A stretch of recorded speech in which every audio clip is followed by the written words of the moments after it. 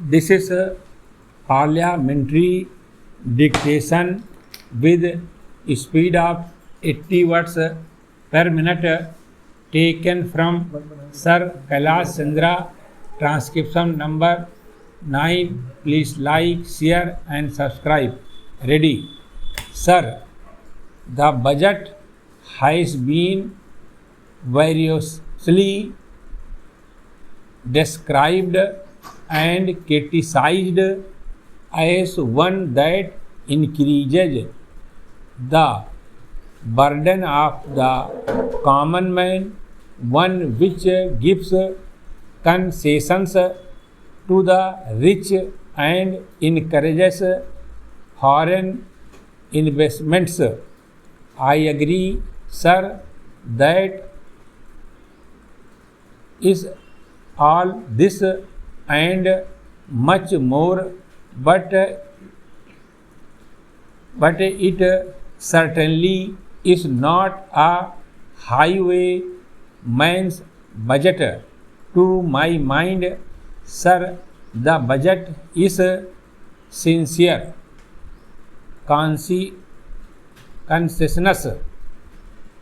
and at the same time it is a bold effort on the part of the finance minister, who is charged with heavy responsibility of finding resources for the third five-year plan. This plan, to my mind, sir, is not at all ambitious. In view of our needs, it may be looked upon as a rather heavy demand, but looking to our needs, it is not very ambitious, sir. The fact that even the considerations of the coming general elections could not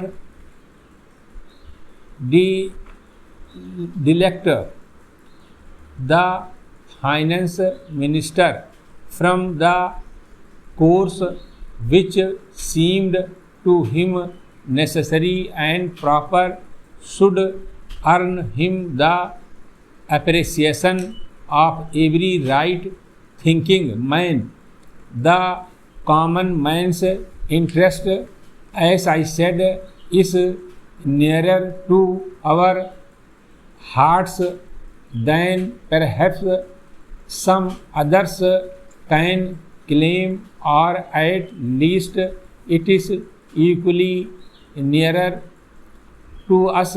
And yet there come times in a nation's history when it becomes necessary for the people to postpone the fruits of their labor and enterprise to secure the future. Here also, sir, options may differ. According to the Communist Party, such a time came during the last great war when they were exhorting people, the common people, to contribute their full might to the war effort. According to us, however, sir, we are passing through such a time at the present amount, and I have no doubt that the common people appreciate this position and will willingly tighten their belts, contribute their full might, and will surely return the Congress to power, having full confidence in the future and looking to a future where their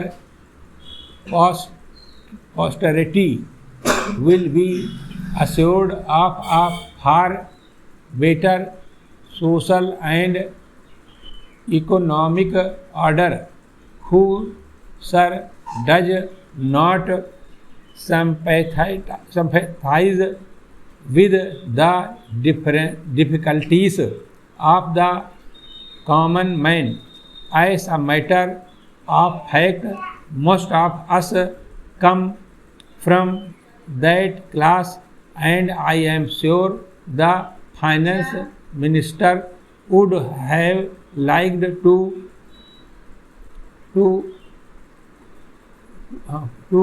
away with some of the life's levies. None would have been happier if they could have done without these new levies, but there are certain very imperative limitations. We are passing through a critical period. Stop.